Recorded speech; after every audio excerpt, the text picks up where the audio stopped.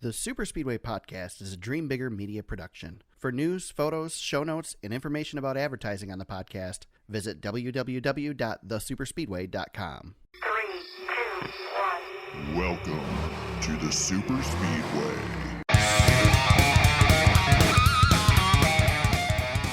Welcome to episode 112 of the Super Speedway Podcast, recorded Tuesday, June 18th, 2019. I'm your host, Eric Young, and this week I'm not joined by my co-host, James Cush. As you know, this week was an off week for the Monster Energy NASCAR Cup Series, so we decided to take a week off from the regular podcast, but that doesn't mean we don't have a podcast for you this week. We'll get to that in just a minute, but first, let's take a quick look at a couple news items from the Gander Outdoor Truck Series this Sunday. We'd be remiss if we didn't at least mention what went on. So Saturday's Truck Series race from Iowa Speedway was postponed until Sunday morning due to rain on Saturday. During the race, there was an altercation between Austin Hill and Johnny Sauter that resulted in Hill spinning Sauter and putting Sauter into the wall. Instead of pitting, Sauter then fired his truck up and attempted to wreck Hill. At that point, Sauter was parked for the day and called to the NASCAR hauler. Today, NASCAR announced that as a result of his actions, Sauter has been suspended from NASCAR until the completion of the next Gander Outdoors Truck Series race. He does remain eligible to compete for the Truck Series Championship. The ruling comes set on the precedent of similar penalties against Kyle Busch several years ago when he wrecked Ron Hornaday at Texas Motor Speedway in a Truck Series race, as well as Matt Kenseth, who crashed Joey Logano a few years at Martinsville. This, of course, wasn't the only controversy from the race. In what seemed like a storybook ending for Ross Chastain, the Melon Man, as he has been coined, dominated the race and took the win, all but ensuring he would be in the playoffs for the Truck Series just a couple races after changing its points eligibility from the Xfinity Series.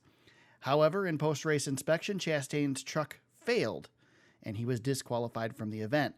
He received last place points and forfeited the win. This is the first time that this has happened since NASCAR announced it would take wins away for post-race violations at the beginning of the season.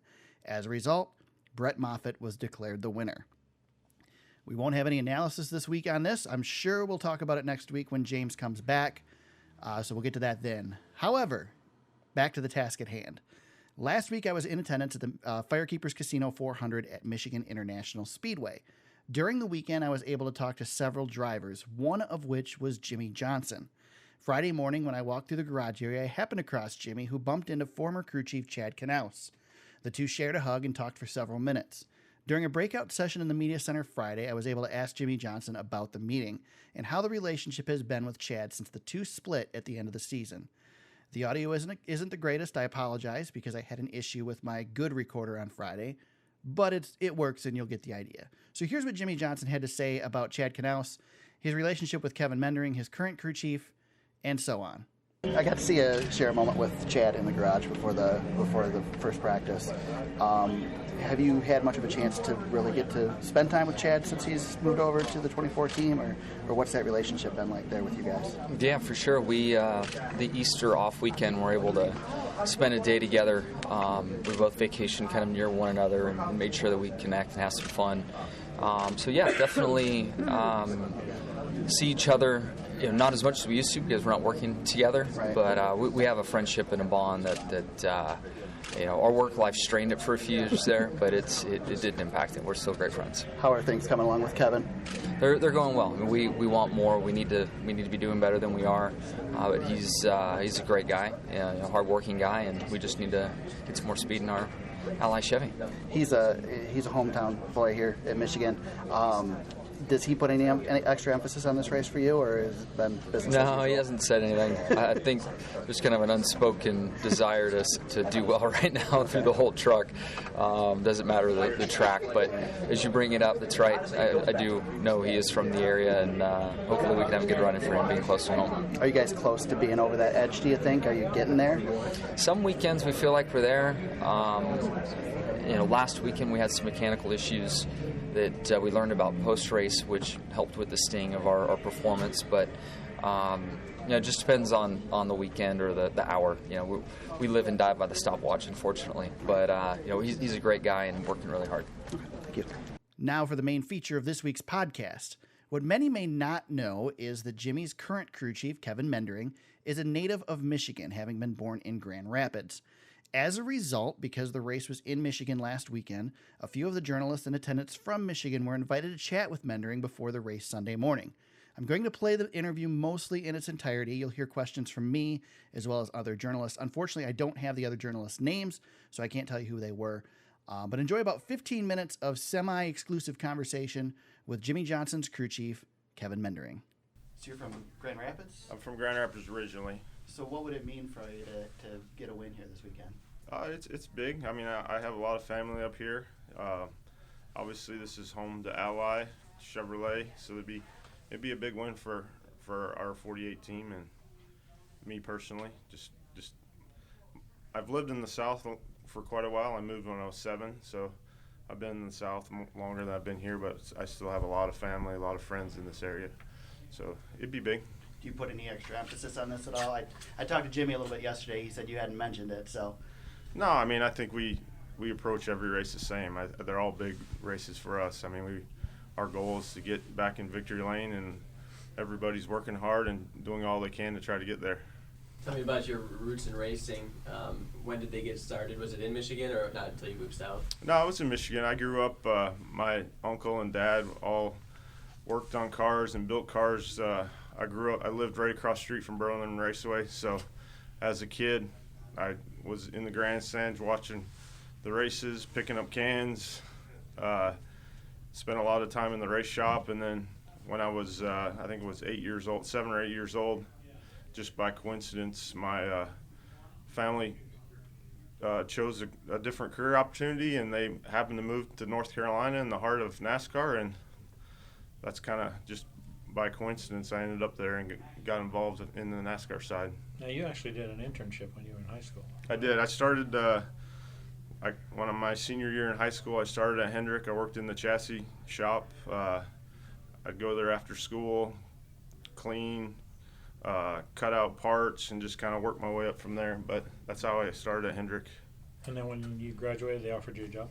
Yeah, so basically I knew I wanted to get into NASCAR, so I chose to go to UNC Charlotte, which is close to Hendrick. So I worked at Hendrick the whole time I was going, pursuing my engineering degree at UNC Charlotte. So I've been there since 1999, so 20 years now I've been with the company. So just kind of started in the chassis shop, eventually became a fabricator. As I got my engineering degree, I moved into research and development. Then I had the opportunity to join Steve Letart's team with Jeff Gordon as a assistant engineer. That was kind of my first traveling job. And then I worked with Dale for several years as primary engineer. And then he gave me an opportunity to go to Junior Motorsports to be a crew chief with Elliott Sadler the last 3 years. And now I'm with Jimmy. That's kind of my progression. How did it come about, you working with Jimmy? Did Rick Hendrick approach you? How'd that all go down? It kind of started with Jimmy and then Mr. H as well. Just kind of, it's kind of towards the end of last year. He was looking to make a change, and we kind of had a couple meetings. Obviously, I've known Jimmy from working with him at my prior years at Hendrick. When I was on the 88 team, we were in the same shop as a 48, so we had some interactions, and that's kind of how it started. So Jimmy was the first one to reach out to me. What can be the benefit of a different crew chief and driver team, just in terms of, fresh ideas or new perspectives? Yeah, absolutely. I think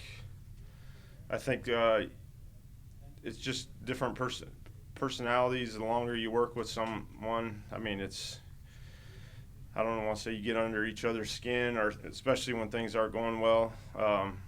Obviously, it's all about communication between the driver and crew chief. So just having different personalities, different thoughts, just sometimes just making a change and rejuvenating those thoughts, ideas, and I think that's all Jimmy was looking for, is just not really a fresh start, but just how do we improve the communication between driver, crew chief, and kind of rejuvenate his career. So sometimes you just got to make changes, and when the performance isn't there, and just try things. I think that's what he was looking for. Do you feel like it's been an advantage this year, being that you have the new package, or is it a disadvantage, or how do you feel on that? I think as a whole, the whole Hendrick organization didn't come out of the gates very strong. I think we were a little behind. Some of that's the package. That made it a little more difficult when you come into a situation where everybody's searching for new things, searching for speed. But at the same time, everybody just kind of learned together, so that made it easier for me. Obviously, everybody's trying. It's all about performance. So when you're not performing, it puts extra pressure, stress on you. But I think we've made big gains. The whole Hendrick organization's found some speed. We've been much more competitive, moving up front. We want to turn those top 10s to top 5s and just keep building on that. And our goal is to win races, and that's what we're working to do. What's it like to follow in the footsteps of a 7-time champion crew chief, Chad Knaus? Is there pressure in that for you, or how does that feel? No, I mean, I have a great relationship with Chad. I mean, we work right beside each other. We talk to each other every day, bounce ideas off. I mean, I think we have a great working relationship between all 4 crew chiefs. I feel like we work very close together. We're all kind of pulling in the same direction. I mean, obviously Chad's probably one of the greatest crew chiefs out there. I mean, he's just the success he's had, the championships. But I mean, they've had their struggles the last couple of years. So my job is to get the 48 back to consistently run up front and winning races. Your brother's a crew chief too, right? Yep, he's crew chief in the Xfinity Series with Brandon Jones. Is there any competition between you two? There was when we were both in the Xfinity Series. I mean, it was friendly competition. I mean, we have a great relationship.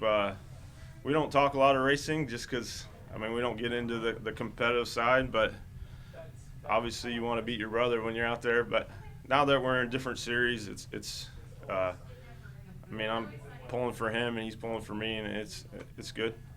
Not too many years ago, the Hendrick team, with Jeff Jr., Jimmy, veterans and stars, and now there's been this big turnover Right. to, these young guys. To tell us about just the difference in the day-to-day dynamic when there's that kind of a change. No, it's definitely. I think the rules packages, the style of racing has changed tremendously. I think there's a lot more aggression on restarts. I think there's a different mentality for the drivers now. You don't see the courtesy of a guy's pulling over.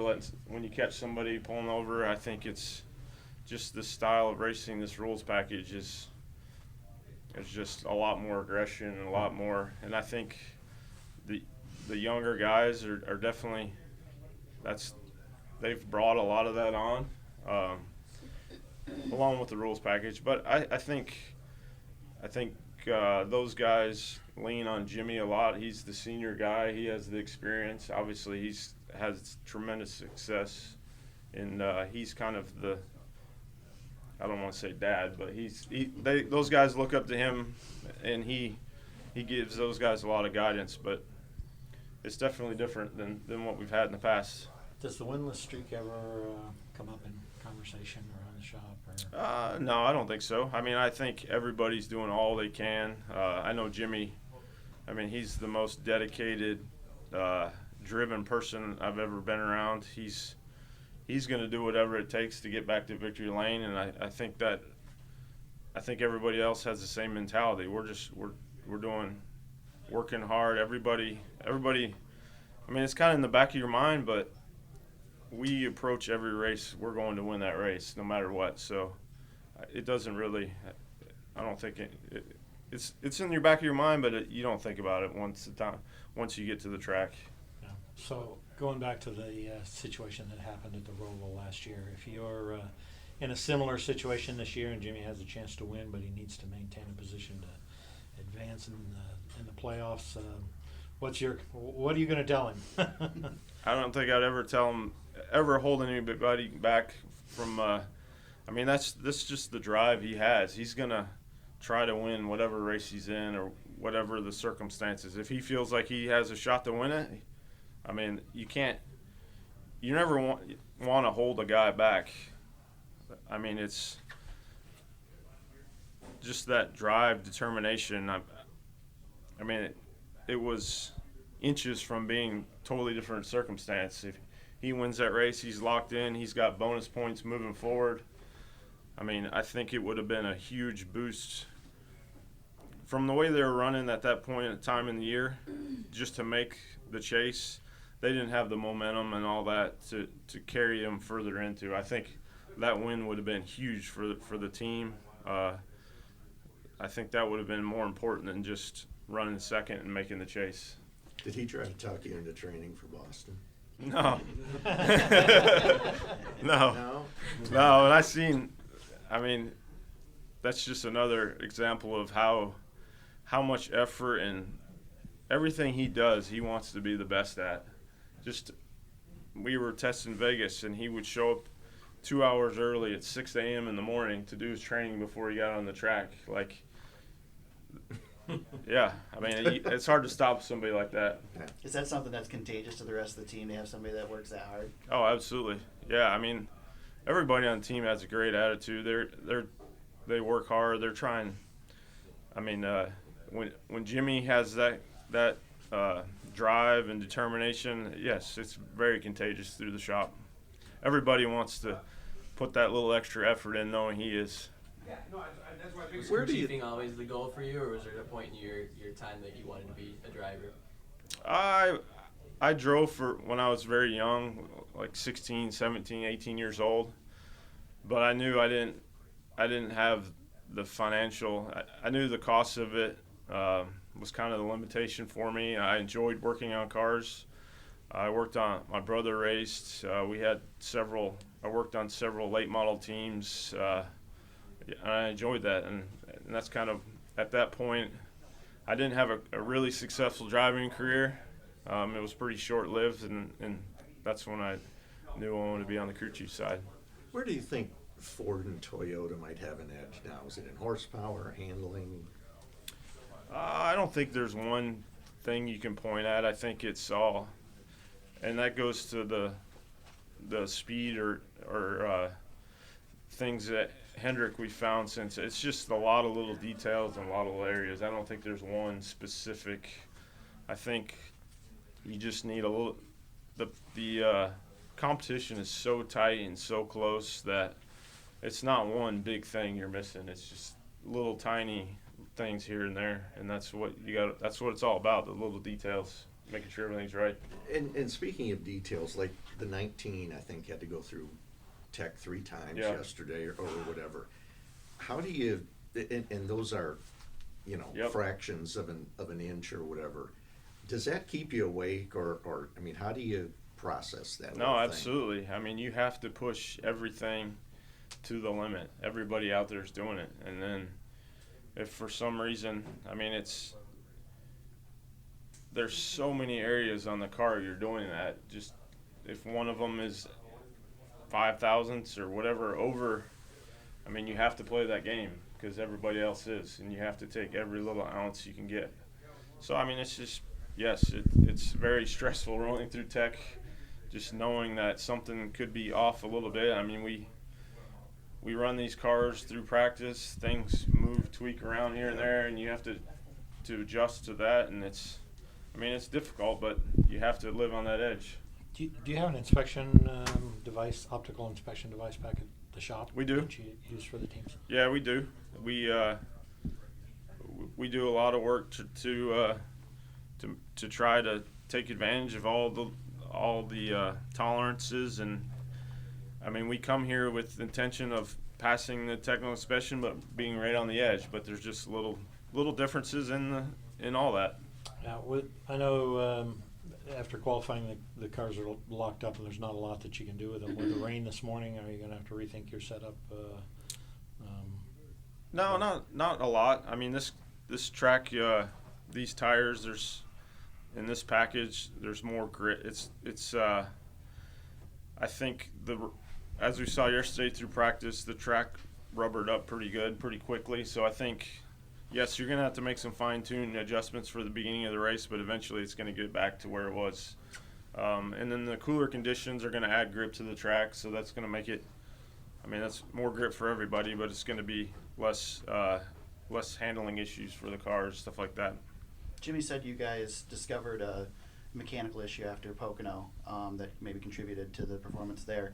Is that something that was just a Pocono issue? Is that something that was a long-standing issue? He didn't elaborate on what it was, but... No, it was just an issue that we fought at Pocono. It was more of a mechanical failure that just the style, the long straightaways at Pocono kind of, I mean, we could have had that problem at other tracks, but just the track configuration is what caused the problem. But we've rectified that issue, and we shouldn't have that again. I mean, that's part of it. You're just, I mean, there's so many areas you're pushing the components, trying to make them light as possible, and it's just, you have to limit your margins to have speed, and that's the battle. You just push those limits every week on every part of the car. Thank you, guys. Very good. Appreciate it. All right, thank you. And that is all we have for you on today's podcast. We thank you for joining us. We will be back next week for our normal podcast where we will break down the Toyota Save Mart 350 from Sonoma Raceway, as well as preview the upcoming race at Chicagoland Speedway, which I will again be in attendance, so we'll talk about that. While you're waiting for us to be back next week, be sure to follow us on social media. You can find James at James Cush on Twitter. You can find me on Twitter at TSuperspeedway. You can find the podcast at facebook.com/TheSuperspeedway. Our website is thesuperspeedway.com. You can find the podcast on there. Show notes, links to all of the things that we've talked about in the podcasts, as well as coverage from some of the races that we've been at, photos, and much more. Find the podcast on iTunes, Google Play, and SoundCloud, wherever you heard us today. We hope you subscribe. We'll hopefully have more of these types of podcasts in the future as well. If you enjoyed what you heard, make sure to leave us a comment, send us an email, drop by the website, and send us a message. Hit us up on Twitter. Let us know that you like this and you want to hear more of this. If you really like what you hear and you want to become a patron and help support the show, visit us at www.patreon.com/thesuperspeedway. We'll be back next week to talk about Sonoma and to preview Chicago. Until then, everybody, let's go racing.